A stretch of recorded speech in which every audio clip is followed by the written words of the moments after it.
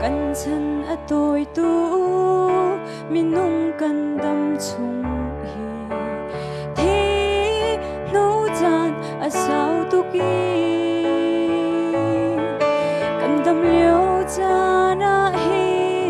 boi paren duan chao si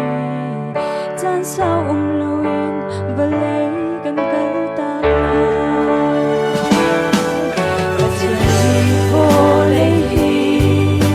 Asun parnak ta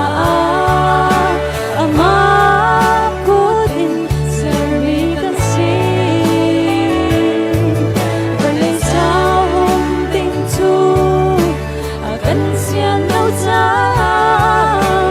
thịt ngạc lâu cho na xin kan pan khâu lâu Giêsu đi sang kan mi kan si cha